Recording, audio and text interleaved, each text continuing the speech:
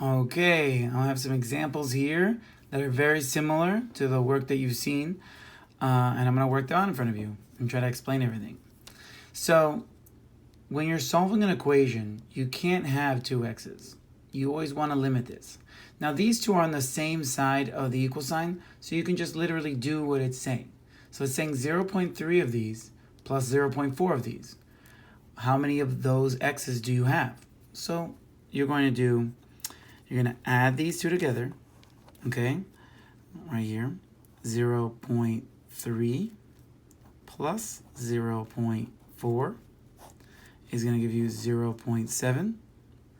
So we know that 0.3 x's plus 0.4 x's is going to equal 0.7 x's equals 49. Mr. Kessers, how do you know it's 49? Well, this is the whole problem, guys. It says this equals 49. It says it. They gave that to me. So the 49 just came down. It was here. It says this side over here equals 49. So I just brought it down because I didn't change this. I just made it look different. 0.3x plus 0.4x is 0.7x. So that means that this still equals 49. That's a horrible 49. So now you have to leave this x by itself. Now, anytime there is a variable next to a coefficient, that means they are multiplying. So a number next to a letter means multiplication. So 0.7 is multiplying with x. So the way that you get rid of this 0.7 is you divide. So 0.7 divided by 0.7 is 1. Any number divided by itself will equal 1. So now how many x's do you have? 1. You see how I didn't do 0.7x divided by 0.7x? I just did 0.7 divided by 0.7. So I'm left with x by itself. But whatever you do to one side, you must do to the other. So now I have to divide this side by 0.7. So now I have 49 divided by 0.7. I have to move this dot over, move this dot over. Now I have 490. Does 7 go into 0? To 4? No. Does 7 go into 49? Yes, 7 times. 49, I subtract. I'm left with 0. I'm not done yet. I have to bring down the 0 because I have to have every number here with a number above it. So how many 7's go into 0, 0? It's also 0. So the answer for this one is 70. Now we're going to go down to this right here. So now we have 2/3 x minus 1/2 x equals 4. So now we have to figure out, we have to subtract instead of add. Okay, so again, these are on the same side of the equal sign, so we can literally treat them like regular numbers. You can treat this like it said 2/3 minus 1/2.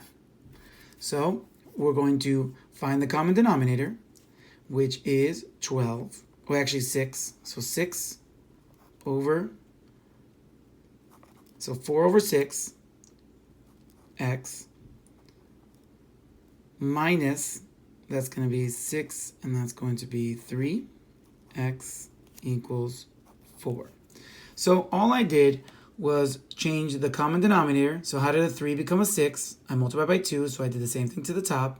Then how did a 2 become a 6? I multiplied by 3, so I did the same thing to the top. So again, we're treating these like regular numbers. Okay? So now, 4 over 6 minus 3 over 6. That's going to equal 1 over 6x. So again, all I've done is actually do the math problem on this side. But this equals 4. So when I put it together, it still equals 4.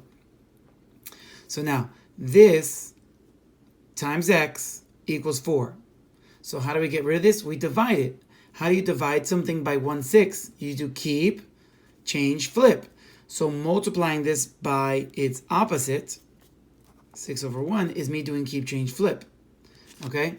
So 6 times 1 is 6, and 1 times 6 is 6. So 6 over 6 is 1. So that leaves me with 1x again, which is what I wanted. But again, we have to divide this by 1/6, which is the same thing as keep, change, flip, gives me 6 over 1. Okay? Remember, what we did to the 1/6 is we divided it by 1/6. 1/6 divided by 1/6 equals 1. But why does it look like that, Mr. Kessler? It looks like you're flipping something. Well, because the way you divide fractions is keep this one the same, change, flip. So even though I'm actually doing multiplying, we know that keep, change, flip is division. So that gives me 6/6, which equals 1. Okay? So that's why on this side, over here I multiply by 6/1, which means I have to do the same thing to the other side, multiply by 6/1, which gives me 24/1, which is really just 24. Now let's go to the other problem here. There we go. So now we're looking at 7x plus 20 equals 8x plus 20. Okay? So we have an x on this side and an x on that side. Okay? We have to balance this out. I can't have two x's. Okay? So to make this easy, I'm going to get rid of 7 x's from this side because there's less on this side. So I'm going to get rid of 7 x's. So minus 7x. Okay? Minus 7x is going to give us 0 x's. Now, when I write 0 x's, I don't write 0 and then an x. I just stop writing it. So now I will no longer write x's on this side. But again, whatever you do to one side, you have to do to the other side. So now we're going to subtract 7 x's from this side. So now, have you done anything with this positive 20? No. So it's just going to come down. So now it's just a 20. That's still positive 20, just like it says up here, positive 20. But we're just going to leave it as 20. On this side, it's going to say 8x minus 7x, and that's going to be left with just an x right here. Because 8 minus 7 is 1x. And how do you write 1x? X. Have I done anything with the 17? No, it's a positive 17, so I'm just going to leave it as plus 17. Bring it down. So now you have this problem. Now, I need to get rid of this 17. Okay? It's adding with x. So I'm going to do the opposite of whatever's happening to the x. So how do I get rid of adding 17? I'm going to subtract 17. So plus 17 minus 17 gives me 0. So how do I write 0? I just stopped writing it. But again, I subtracted 17 on this side, which means I must subtract 17 on this side. So minus 17. So now I'm left with 3 equals x. Because I just brought the x down, and the answer to this was 3. So now I know x equals 3. And I can always double check my work by putting 3 up here. 7 times 3 is 21. So 21 plus 20 is going to be, come on guys, 21 plus 20 is 41. So on this side, if x also equals 3, this is going to be 3 times 8, which is 24, plus 17, that also equals 41. So both sides are equal to each other when x is 3, which is what I wanted. Okay, now we're going to go down here. Now, before you do anything, okay, you have to check your side. Can I do anything on this side? I can. I can actually do the distributive property. I'm going to multiply 5 times k, and then I'm going to multiply 5 times 2. So 5 times 1k gives me 5 k's. That's actually not that bad. Then 5 times a positive 2 gives me a positive 10. So I'm going to leave it as plus 10. This other side is now 3 times 2k is 6k. And 3 times the positive 5 is going to give me 15. Okay? So now it looks just like it looked above. The only difference I've done is added this distributive property before you began. So now I'm going to remove 5 k's from this side. Okay? And if I remove 5 k's, there's no more k's. So I'm not going to write k anymore. But again, whatever you do to one side, you must do to the other side. So minus 5k. Now, if you're wondering, Mr. Kessler, when do you know when to divide and when do you know when to subtract?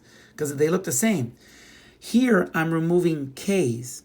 In the previous problems, when we were dividing, I was just getting rid of the number in front called a coefficient.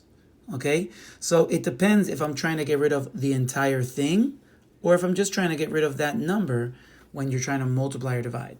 So let's go back to the work.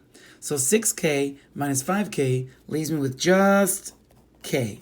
Now, have I done anything with this plus 15? Nope. So it's just going to come down. Plus 15. Have I done anything with this positive 10? Nope. So I'm going to just bring it down. Now it's just 10. Now, how do I get rid of this 15? I must subtract 15. Now it's 0. So now I'm left with just k. So the k is going to come down here. But again, like everything, if I subtract 15 on this side, I must subtract 15 on this side. So the largest number is the 15. So I'm going to look at the sign next to it. It's minus, so we know the answer is going to be negative. Now these two numbers are different signs. This is a positive, that's a negative, so I know they're subtracting. So my end result is 5, negative 5. Okay, so 10 minus 15 is negative 5. The k's are here. This says negative 5 equals k. That's my answer. I'm done. I hope this was helpful. Bye.